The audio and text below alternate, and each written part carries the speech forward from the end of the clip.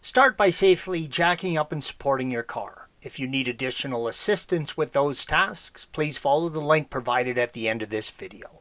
With the car safely off the ground, you will need to remove the engine tray. There are 4 T25 torque screws holding the tray on.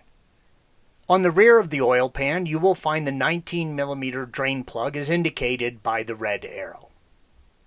Use a 19mm socket and remove the drain plug, red arrow. Remember, the oil is going to be hot coming out of the motor, so make sure you don't burn yourself. And try not to drop the drain plug in the container you are using to catch the oil.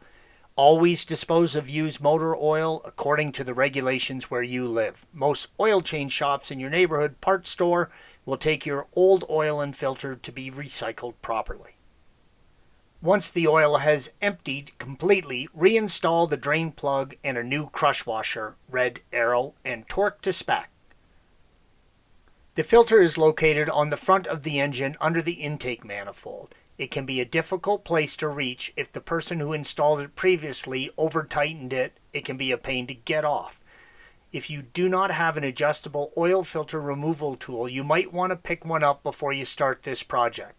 I simply place the cup part of the tool on the old filter, tighten down the 2 bolts, and the filter came right off. The filter mounts upside down to the cooler and will be full of oil even after you have drained the pan, red arrow. Make sure you are ready to catch the overflow and be careful not to turn the filter over removing it and spill the oil all over yourself. Clean the mounting area. Apply a small amount of clean oil to the rubber seal, red arrow, on the filter and install the new filter until hand tight.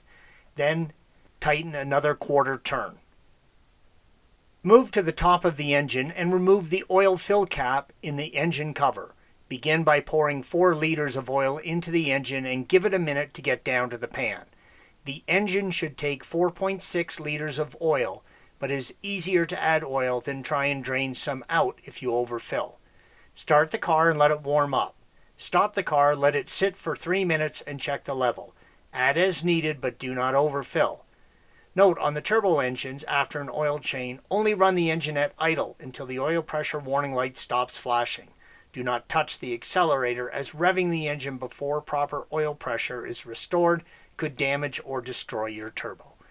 Thanks for watching.